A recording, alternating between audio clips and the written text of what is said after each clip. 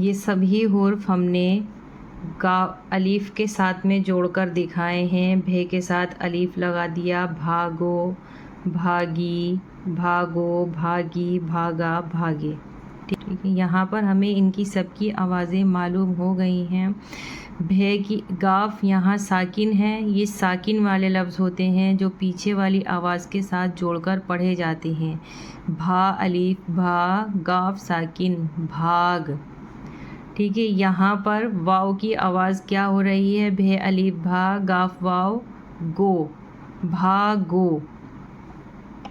بھے الف بھا، گاف یا گی، بھاگی.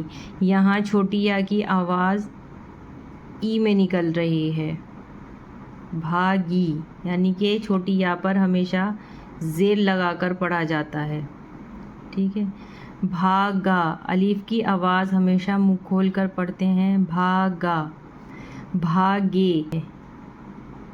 بڑی یا کی آواز اے میں نکلتی ہے، بھاگے. بڑی یا کو زبر کے ساتھ ہی پڑھا جاتا ہے. گاف یا زبر گی پیش نہیں لگتا ہے بڑی یا کے ساتھ میں کسی بھی حرف پر، صرف زبر لگتا ہے.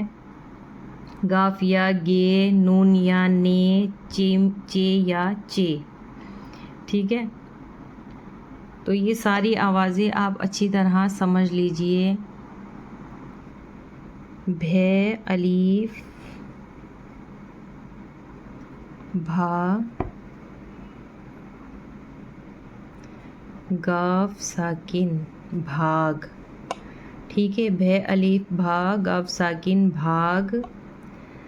اب بھاگو. بھے الف بھا، گاف واو گو، بھاگو. بھے الف بھا، گاف یا گی، بھاگی. بھے الف بھا، گاف الف گا، بھاگا. بھے الف بھا، گاف بڑیا گے، بھاگے. جیم الف جا ساکن جان. الف جا، نون واو نو، جانو.